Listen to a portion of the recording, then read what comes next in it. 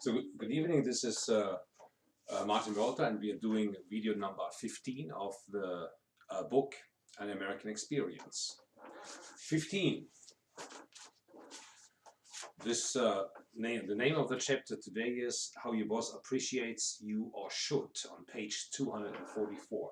Now, don't get offended, even though some of the chapters in the book, some stories in the book might offend some people. Just don't get offended. It's just a personal experience, okay?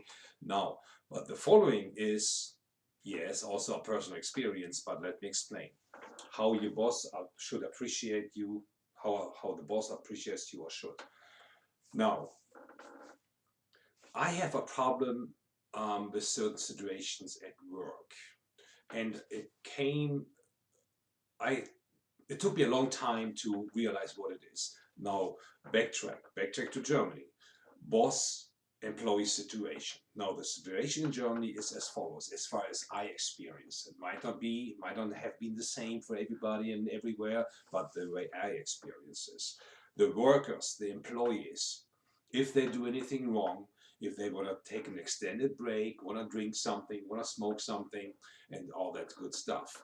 So there's 5 guys on the job, and the boss shows up, when he wants to show up once a day, twice a day, whatever have you. And you have a foreman, okay? Now, the 5 people at work, including the foreman, form a bond. One guy is lookout, or one girl, whatever is the situation. Somebody looks out where the boss is, if he comes or not. And the others, including the lookouts, do whatever they want to do outside of the normal work they're supposed to be doing, okay? That's how I got to know the work environment, okay? The employees work and form bands together, if anything, against their boss. Not really against their boss, because we still are professionals, we still do their job, but if there's anything out of the ordinary, smoke breaks, drinking breaks, extended breaks, not doing anything, just shedding, trying to hook up with some person you meet on the job, oh, whatever is the deal. It's not that somebody goes, that a coworker goes behind the back of other coworkers and rats them out to their boss or talks bad about their boss. That's not the case. All right. Now I come to America and experience several situations which are quite unfamiliar to me. On one of the jobs I had, I don't commend my supervisor on her crappy job. Well, she did a crappy job. I knew she did a crappy job, so I tell her, "You doing a crappy job." Oh God, oh God, that was bad. Okay, so she had me fired eventually. It took her some time because I knew my rights and all that good stuff. So, but eventually she had me fired. Okay, well, I mean, what was I supposed to be doing? Comment her on her inability or incompetence in her job? No, I cannot do that. That's not how I was brought up. That's not how I was raised. That's not what I was used to. So I didn't directly push it onto her, or constantly tell her, okay, this is wrong. And no. I did write reports, 1 or 2, to our both superior, and told her also personally, that is not exactly the way you do it. There's the policy on one side, and this is what you are doing on the other side. So can you clearly see, if you compare these 2 things together, they don't match up, and that's not good. Okay, that was one thing. And some other examples on that. So I boiled it down to sorry, excuse me. I boiled it down to the 3B club, okay? Whenever a professional work environment is compromised, I boil it down and trace it down to the 3B club. The 3 Bs are bitching and bickering, brown-nosing, and buddy system. You can always, whatever situation you have at work, you can most likely, I'd say, I'm not Mr. Wisdom here, but most likely trace it down to one of the 3 points. Bitching, bickering is basically when a coworker of yours talks bad about you behind your back to make himself or herself look better. Okay, he wants to stand out. He himself is insecure, has a crappy life, or um, sees a possibility to raise himself with a boss above yourself.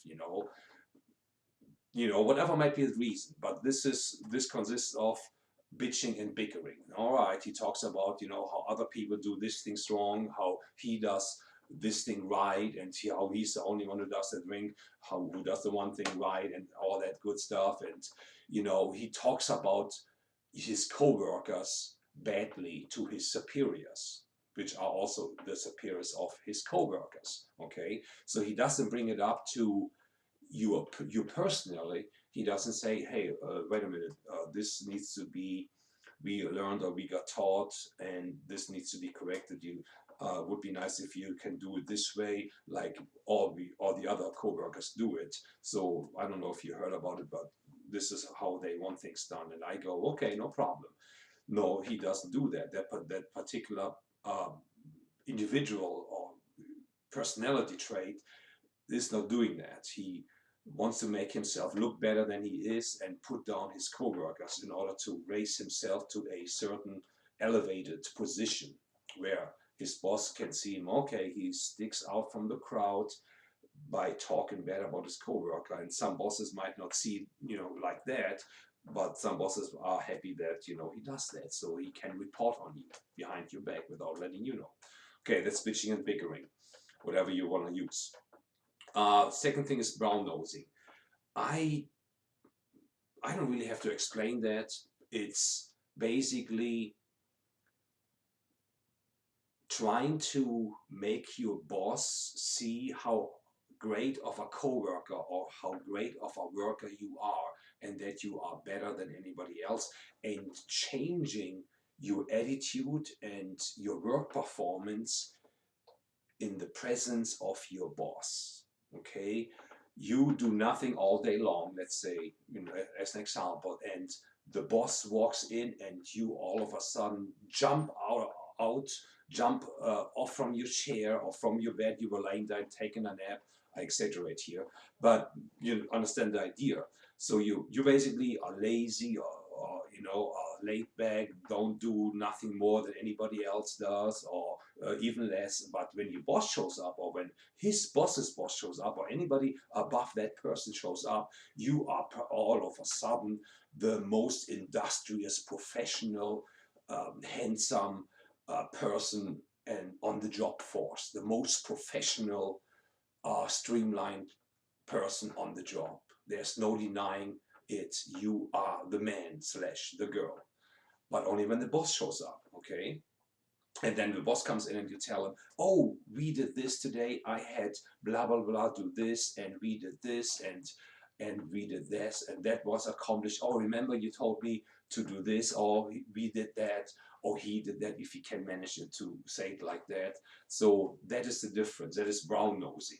Okay, so brown nosing is you are a bad worker, or at least you are, let's say, not above any of your co-workers as far as your job performance is concerned. But when your boss walks in, you do anything and everything to convey the message that you did nothing less than a spectacular professional job while your boss was gone, and that he can always rely on you, that you will always do your best, and that he kiss his freaking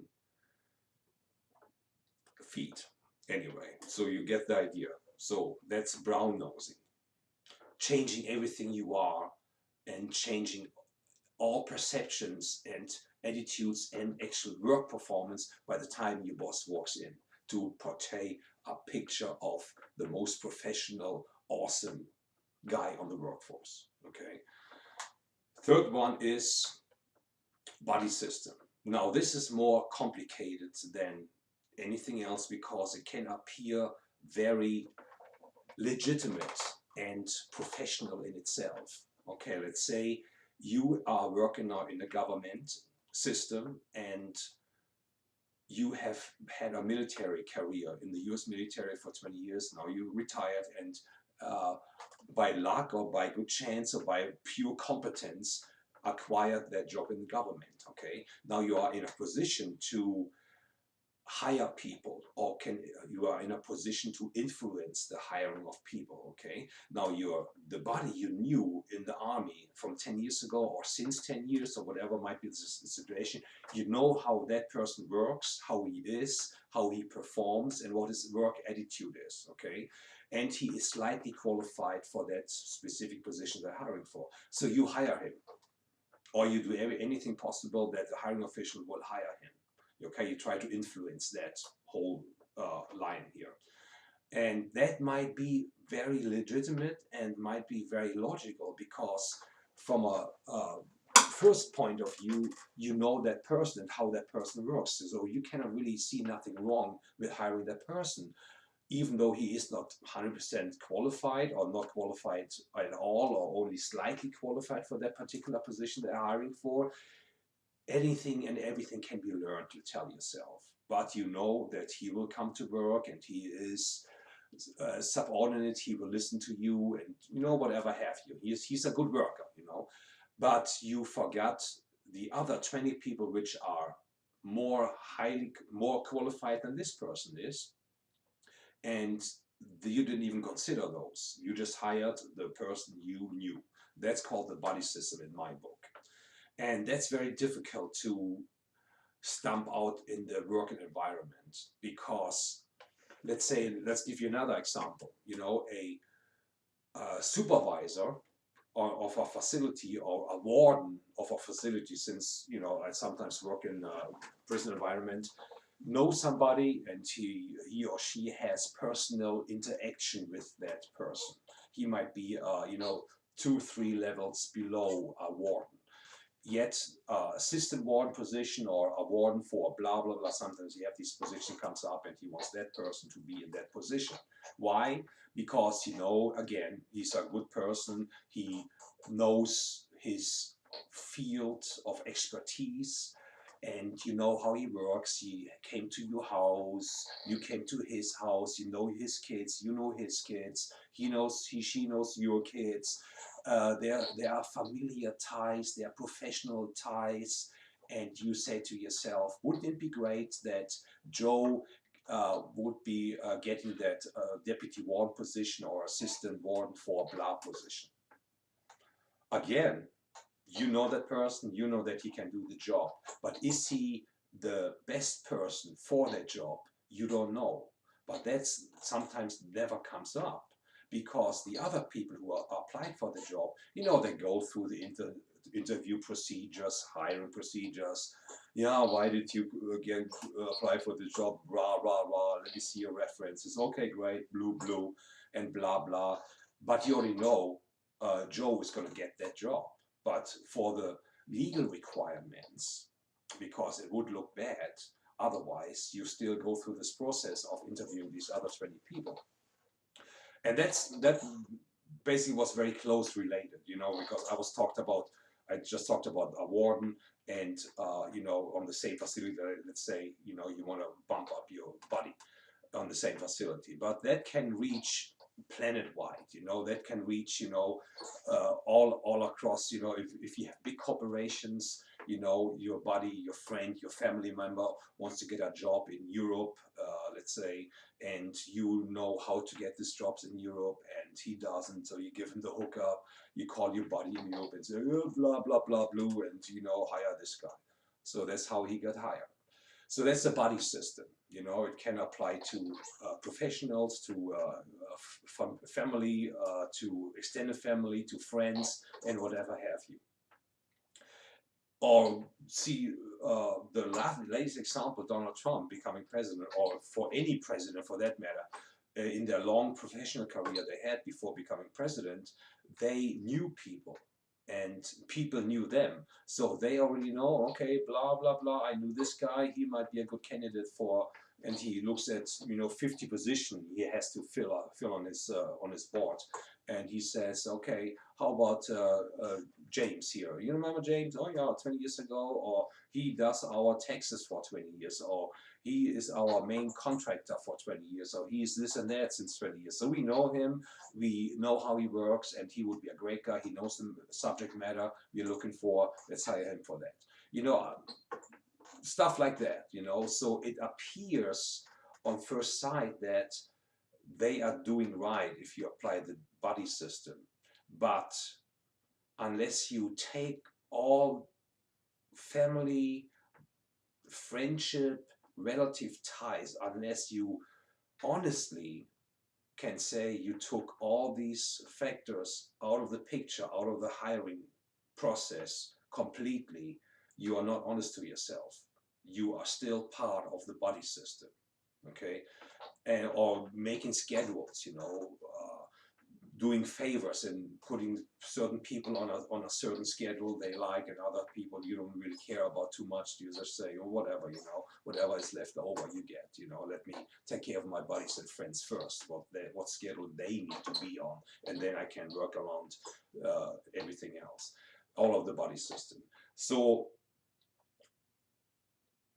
bitching / bickering, brown nosing, and buddy system. That's what I boiled it down to, as far as making experiences in the work environment, and wondering how things come into place and how certain things are happening. Because some of these things I didn't understand, and many things, well, people tell me I just talked about, are happening for real. Can you do anything about it? Not really, not really. You can do nothing about bitching and bickering.